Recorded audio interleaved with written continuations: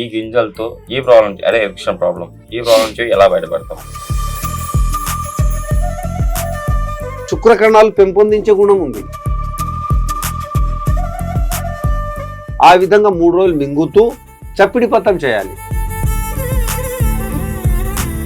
మనతో పాటు ఉన్నారు వైద్య పండిత్ కరీం గారు. అసలు ఈ రోజు ఆయన మనకి ఏం చెప్పబోతున్నారంటే, ఇక్కడ ఉంది కదండి, మనం చూస్తున్నాం కదా ఈ పువ్వుల్లో ఉండే విత్తనాలు, ఈ విత్తనాలతో రెమెడీ చేసుకుని ఈ రెమెడీని పాటిస్తే కంపల్సరీ ఎరిక్షన్ ప్రాబ్లం నుంచి బయటపడతారు అని చెప్పేసి అంటున్నారు. అసలు ఎలా ఈ రెమెడీని ఎలా చేసుకోవాలి, ఎలా తీసుకోవాలో కరీం గారి ద్వారా తెలుసుకుందాం. నమస్తే సార్. సార్, ఈ రోజు చాలా మందికి ఉన్న ప్రాబ్లం ఇది, కానీ డాక్టర్ దగ్గరికి వెళ్ళి చెప్పుకోలేరు ఈ ప్రాబ్లమ్ని ఫస్ట్. అలాంటి వారి కోసం మీరు ఈ రోజు మనం ఈ రెమెడీ చెప్దాము అన్నారు.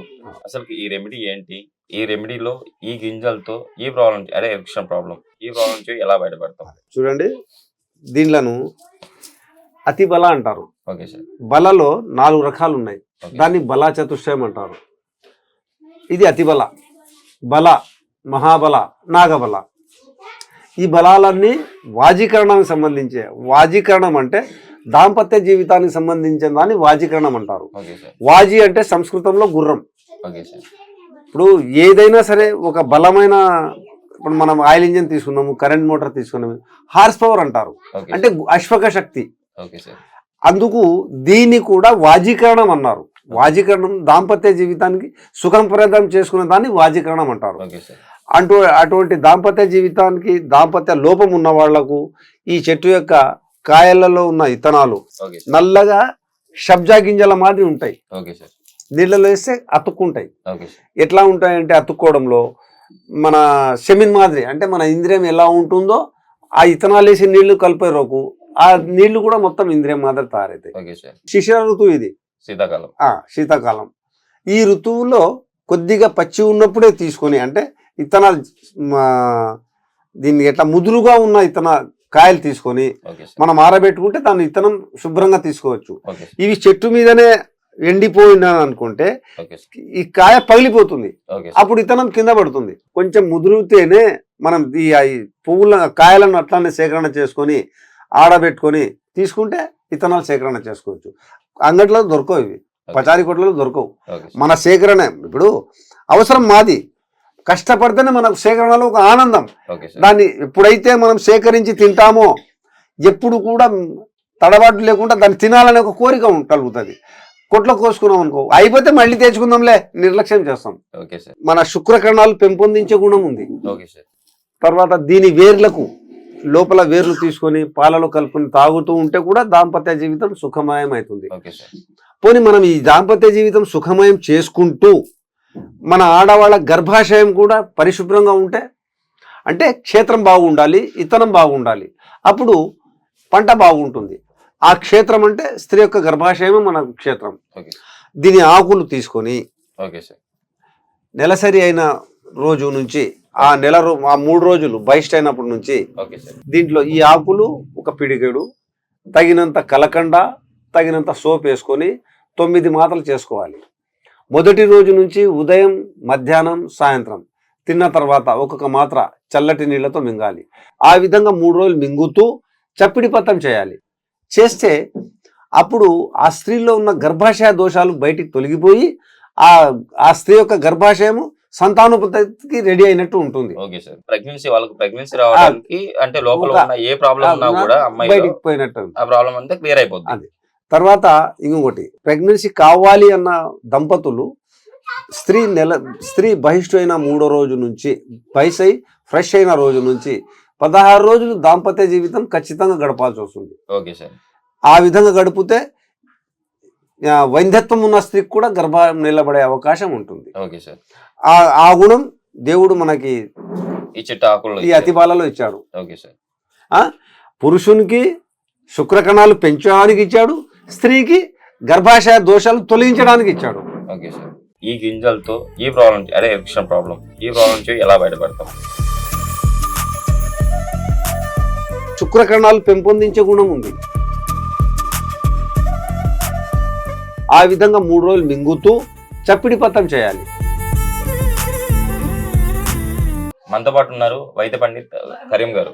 అసలు ఈ రోజు ఆయన మనకి ఏం చెప్పబోతున్నారంటే ఇక్కడ ఉంది కదండి, మనం చూస్తున్నాం కదా ఈ పువ్వుల్లో ఉండే విత్తనాలు, ఈ విత్తనాలతో రెమెడీ చేసుకొని ఈ రెమెడీని పాటిస్తే కంపల్సరీ ఎరిక్షన్ ప్రాబ్లం నుంచి బయటపడతారు అని చెప్పేసి అంటున్నారు. అసలు ఎలా ఈ రెమెడీని ఎలా చేసుకోవాలి, ఎలా తీసుకోవాలో కరీం గారి ద్వారా తెలుసుకుందాం. నమస్తే సార్. సార్, ఈ రోజు చాలా మందికి ఉన్న ప్రాబ్లం ఇది, కానీ డాక్టర్ల దగ్గరికి వెళ్ళి చెప్పుకోలేరు ఈ ప్రాబ్లమ్ ఫస్ట్. అలాంటి వారి కోసం మీరు ఈ రోజు మనం ఈ రెమెడీ చెప్దాము అన్నారు. అసలు ఈ రెమెడీ ఏంటి, ఈ రెమెడీలో ఈ గింజలతో ఈ ప్రాబ్లం అదే ఎరిక్షన్ ప్రాబ్లం, ఈ ప్రాబ్లం నుంచి ఎలా బయటపడతాం? చూడండి, దీనిలను అతి బల అంటారు. Okay sir. బలలో 4 రకాలు ఉన్నాయి. దాన్ని బలా చతుష్టయం అంటారు. ఇది అతి బల, బల, మహాబల, నాగబల. ఈ బలాలన్నీ వాజీకరణానికి సంబంధించే. వాజీకరణం అంటే దాంపత్య జీవితానికి సంబంధించిన దాన్ని వాజీకరణం అంటారు. వాజీ అంటే సంస్కృతంలో గుర్రం. ఇప్పుడు ఏదైనా సరే ఒక బలమైన, ఇప్పుడు మనం ఆయిల్ ఇంజిన్ తీసుకున్నాము, కరెంట్ మోటార్ తీసుకున్నాము, హార్స్ పవర్ అంటారు, అంటే అశ్వక శక్తి. అందుకు దీన్ని కూడా వాజీకరణం అన్నారు.